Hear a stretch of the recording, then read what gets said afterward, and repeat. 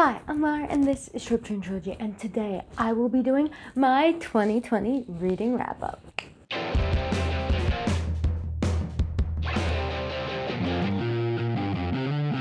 So I would have done this video sooner, however my computer was in the shop. But it's back now, so let's get right into it. In 2020, my goal was to read 25 books, and I failed. Again, for like the 4th year in a row at this very exact reading goal.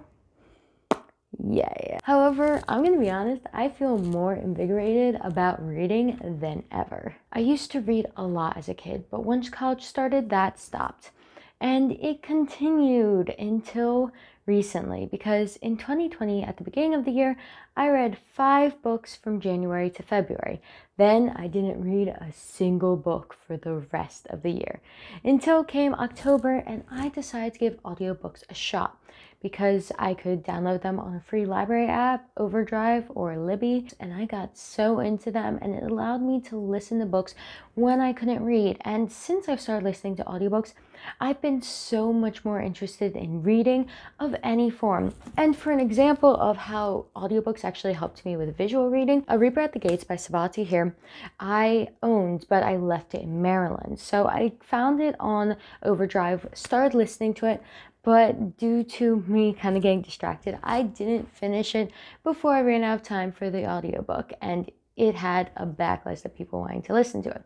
But right when it ran out, I went home and got a copy of this book, and I read like half this book in a day. I flew through it, and I found that audiobooks help me get into books more when they're slower starts, or they might not be my biggest, my thing.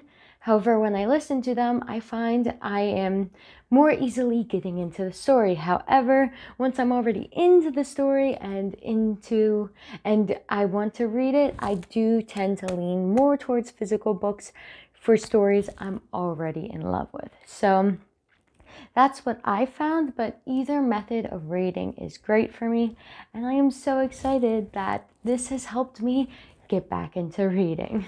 But I digress. The point is, once in October I started listening to books, I ended up reading 9 books in the last 3 months, which, based on how many books you would need to read per month if you were consistent to read 25 books, I would have needed to read 2 books every month. So I actually was reading more than I planned to, and I hope to keep that up. So yeah, even though I failed the goal, 2020 was a big year for me getting back into reading, and I am so excited to continue that. Anyway, let's get right into my reading wrap up for 2020. I read 4,021 pages and 14 books. The shortest book I read was The Night Before Christmas at 32 pages. The longest book I read was Zenith at 576 pages. The average book length was 287 pages. The most popular book I read was The Lovely Bones, which has been shelved by 2,829,037 people. And the least popular book I read was Encounters, The 7 Erotic Sins, which has been shelved by 26 people. My average rating for 2020 was 3.5 stars. The highest rated book I read was The Night Before Christmas. My first book review of the year was Write That Book Already. And all the books I read in order were Write That Book Already, Penguin Problems, Anne of Green Gables, Encounters, The 7 Erotic Sins, The 7 Lady Godivas, An Ember in the Ashes, A Torch Against the Night, Zenith, Nexus, The Lovely Bones, A Reaper at the Gates, The Night Before Christmas, I Survived the Destruction of Pompeii, 79 AD, and We. And my last review of the year was I Survived the Destruction of Pompeii, 79 AD. So that was still pretty good for me despite not reaching 25 books, and I am optimistic for the future. But also, I don't just want to say my stats, I want to rank all the books I read in 2020. So I'll be starting at book number 14, going down to the best one, number 1. And also, I will be linking more in-depth reviews for every single book down below. So let's get right into it. Number 14, The worst book I read this year at 1 star was Nexus by Sasha Alsberg and Lindsay Cummings. So essentially in this book, nothing happens and it was extremely boring. And that's my main qualm with it. This book also retcons some things about characters from the first book, which is not good writing, but honestly the main reason it's worse than the first book for me is just that it was so boring. Nothing happened. Now to book number 13, and this won't be surprising, but it's Zenith, also by Sasha Alsberg and Lindsay Cummings. I don't want to be mean, but this book also got 1 star. This book I would say is actually worse written on a prose level than Nexus. There's so many excessive, poorly written similes. The characters are so inconsistent within this book, and I can't stand all of them. But at least stuff happens. There's a bunch of action in this book, and they go to a bunch of different places in space. So despite its many flaws, it was entertaining to a certain extent. I did get kind of with it after a while, but Zenith was definitely way more fun, and I could see how people can enjoy it. Whereas Nexus, which is boring. Number 12 with 2 stars is Penguin Problems by Jory Johnson and illustrated by Lane Smith. So this book, the illustrations are cute and charming, and I have no qualms with them. But the actual writing of the book, it starts out cute, naming all the problems, but then the moral of the story and the solution is literally just a wall of text on 1 page. And this book is a picture book for kids, and that is not how you should ever solve the problem, especially even if this was a written book. The way it was done was just some character coming up, preaching the solution to the main character, and then nothing was actually solved, and it was just kind of like, this is not really getting the point across very well. Number 11 Encounters the 7 Erotic Sins by Minx Kanisha. So I initially read this book. I didn't rate it. However, now based on ranking everything, I feel like I should put it in 3 stars because it's sandwiched in the 3-star section. So this book is an erotic novella, and I realized the genre is not for me, which is why I didn't rate it at first, because I didn't think it would be fair, but now I'm like, I can rate it still. Like, I don't have to be an expert on the genre to have an opinion on it. And this book, I have some mixed feelings on. I think the concept and the paranormal aspect is really cool. However, that's not the main focus of the book, so I wouldn't dock points for it not focusing on that, but that also is what I primarily enjoyed in it. One thing I did think the book did really well was the concept actually could have some unfortunate implications, and I had no clue how the author would get around those. However, based on how she wrote the first chunk of the book, she actually was able to do it in a really clever and smart way that I found impressive. However, my main critique with the book that I actually think is relevant despite the genre not being my thing is the protagonist character arc was kind of messy. I know what it was going for, but it was kind of like, oh, like this, going back and forth with her not really improving it, where in fact the book kind of ended with like her on a down note. But then like the very last scene was like, I'm empowered. It's like, what? You've just seemed the least empowered though right then. So like the arc could have been done more fluidly. Number 10 with 3 stars was Write That Book Already by Sam Barry and Kathy Kamen Goldmark. This book is a nonfiction book about writing, and the voice in this book was so funny and charming. This is definitely a very fun writing advice and publishing advice nonfiction book. However, as someone who has been on AuthorTube and watched many videos, there isn't really much new to the table in this book, and actually based on the length of the book, it doesn't give as much information as it could have while keeping the same length. Because a lot of the book is the author's just going off on random tangents of scenarios, which are kind of funny, but aren't really as helpful as just saying it quickly and then giving me more information. I did learn some good information from this book, and I'm glad I read it, but it could have been executed much better, and I feel like I could have learned a lot more from it if they had actually focused on trying to teach me things instead of just saying funny things and giving the most basic information I already knew. Number 9 with 3 stars was I Survived the Destruction of Pompeii 79 AD by Lauren Tarshish. It had a lot of good information, and it is kind of like baby's first chapter book. It is definitely intended for kids, and it's not middle grade level like Percy Jackson, and honestly it's on the simpler end of children's books. However, War.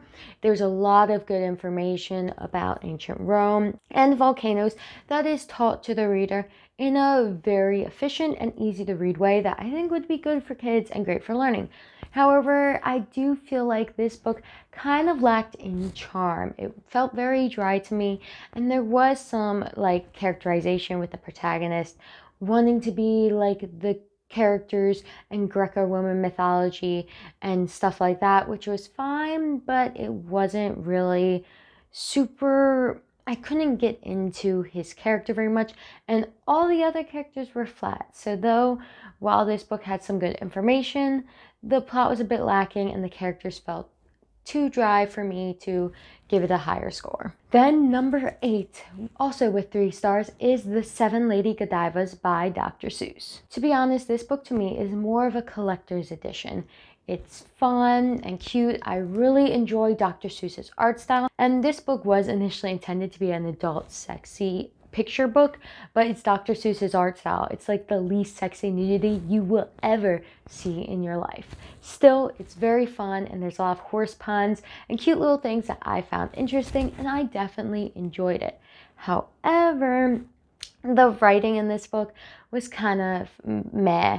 It didn't have that cute Dr. Seuss style that you're used to, so don't expect the writing to be as good or memorable as his art style. So yeah, number 7 at 4 stars was We by Yevgeny Zamyatin, which I actually have with me right now. This book is the first ever dystopian book ever written, and I really enjoyed it. And though I really like the plot and the world of this book, I couldn't justify giving it 5 stars because of the writing style. The writing style is very dense and it's hard to get into.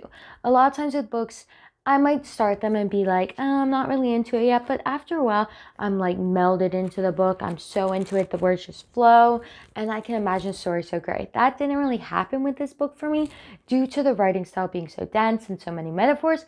However, that I would say that to a certain extent, the writing style makes sense given that it's written in the form of journal entries from the protagonist's perspective, and he's directing those journal entries to those outside of the one state. And I think the writing style fits his character. So it's not that I don't think it's justified or that it's well done. It's just that not necessarily the most fluid and enjoyable.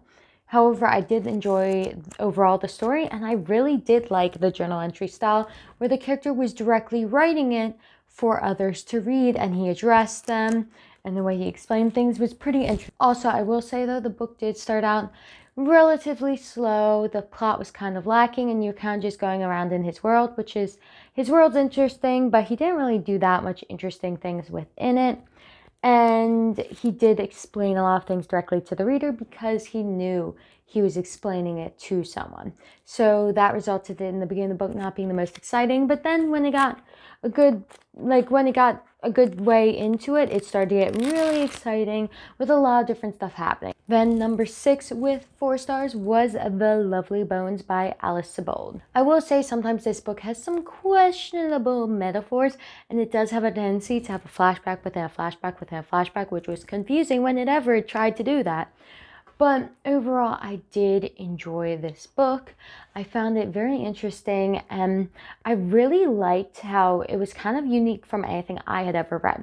I hadn't really read many books about entire families at once over the course of years, so that was cool, and I enjoyed having that more grander story. And I also enjoyed how it was written in first person omniscient point of view, which was really cool. I will say that I wish Susie had a bit more voice in her perspective. She felt a bit too unbiased to the point where it's like, is this really first person that much? But overall, I really enjoyed it. And despite Susie not having as much personality as I would have liked, the characters were so well-rounded and so well-written, and this book has my new favorite fictional father. Number 5 at 4 stars is Anne of Green Gables by L.M. Montgomery. This book is so charming and so wholesome, and I wish Anne was my child because she is adorable. I really enjoyed reading this book. The descriptions are so well done. The characters are so well written and feel so real with their personalities.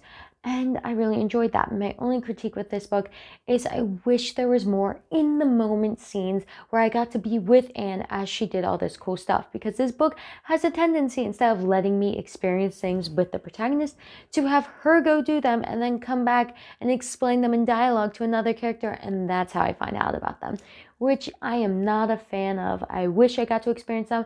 However, I will say, since Anne is so charming, and the other characters are also charming, but especially Anne, it was always entertaining. It just didn't live to its full potential due to this. Number 4 at 5 stars is An Ember in the Ashes by Sabati here. So this was a reread for me, and I really enjoyed it. It was the book that actually got me back into reading because I listened to it in audiobook form. But overall, I enjoyed this book just as much as I did the first time. And I will say I have the critique for it that it has a lot of characters introduced, specifically Elias, one of the POV characters. He has a lot of friends who were kind of just named and then are unmemorable and hard to really distinct because they don't have much page time. So that is a flaw in the book, but personally, I don't expect books to be flawless, so I did give it 5 stars despite it still being flawed, because that didn't take away from the overall story to me, because there were still well-rounded characters, an interesting plot, and even if not every character was the best written, the ones that were important were well done. And this book has one of my favorite villains in it. I really enjoy the Commandant. And I also really liked Laya. So this book, when I originally read it, I had been reading so many action protagonists who just punched their way through problems. And Laya was such a breath of fresh air. She couldn't punch her way through problems, and she was scared to do things. And it was about her getting courage in order to rebel and survive and help make a difference. Number 3 at 5 stars is A Torch Against the Night, again by Sabati here. Though this book isn't the most strong plot because it's a lot of characters traveling over a distance, I think it was very fun and interesting. And I think compared to An Ember in the Ashes, the characters get to shine a bit more. Also, this book gives Helene a point of view, which her point of view was my favorite in this book and is my favorite in the next book too. So I really appreciate that. And I think that her character really gets to shine and actually gets to be tougher as the series goes on, whereas in the first one, she didn't really shine as much as she could have. I will say in this book, the Commandant isn't as big of a threat. However, the other villains, Marcus, who in the first book I wasn't too into, he really started to shine for me in this one as a villain. And then the Warden is also a pretty cool villain who's introduced in this one. Number 2 at 5 stars was The Night Before Christmas by Clement C. Moore. I read this book every Christmas Eve with my family. It's a classic. It's perfect to me. I don't have any critiques. However, I'm not going to rank it as number 1 because that seems kind of unfair. So it'll be number 2 because that seemed like the best place I could put it. I couldn't justify putting it lower. So yeah, The Night Before Christmas. And then finally, number 1 at 5 stars is Reaper at the Gates by Sabatier. This is the 3rd book in the series, and I really enjoyed it. Whereas the first book was in one location with 2 POVs doing their own thing, and the 3rd one had 3 characters traveling, but 2 of them were kind of together the whole time, despite each having their own POV. This one has the 3 POVs again, but they're all over in different parts of the Empire doing their own thing. And I really enjoyed this book. I will say, I didn't like every POV equally. Helene's again was my favorite because she was the one with the Commandant in most of her perspective, and it was a power struggle with them trying to outmaneuver each other using politics and battle strategies, and it was so cool and I really enjoyed that. Whereas with Elias and Laya, their POVs weren't as consistently as exciting. However, I did really enjoy theirs for different reasons. Elias, I really enjoyed his character arc. It was a bit more of a negative character arc, which isn't as common, and I appreciated that because it gave consequences to something that happened in the 2nd book, which could have easily been too convenient, but it made it feel like it actually made a difference, and it did make a difference, and I appreciate that sort of arc and that exploration. Then with Laya's point of view, I noticed I had some of the best prose level writing in my opinion. The different things she thought sometimes were very poetic and powerful, and I really enjoyed that. Also though, this book had a twist that blew my mind. This hasn't happened in a long time. Usually I'm like, oh yeah, there's a twist. Whatever, saw that coming. And honestly, most of the twists in this series I saw coming, but there's one in this book that I was like, what? So yeah, that's the ranking of the books I've read. I hope you enjoyed me discussing everything I read in 2020, all my stats and my opinions. Now let's set my 2021 goal. So I have it pulled up on Goodreads, and I think I'm gonna go for 25 books again for the 5th year in a row. Now I'm hoping to read a lot more than 25. I'm very optimistic actually about my reading. However, I'm putting 25 because I don't actually know what realistically I can read. I think I can read that now that I'm reading consistently, but I don't know what would be a reasonable thing to put. And also, it would be nice just to be able to beat that specific number. I want to beat that specific number. So yeah. Anyway, that was my 2020 reading wrap up. I hope you enjoyed seeing all my stats and hearing my opinions on the books. If you have any opinions on these books, please let me know down below. Or if there's any books that were really memorable to you that you read in 2020, ones that you loved or you hated, please let me know all that down below. Let me know if you got back into reading last year, your opinions on audiobooks. I want to hear everything. Anyway, thank you for watching and I'll see you later.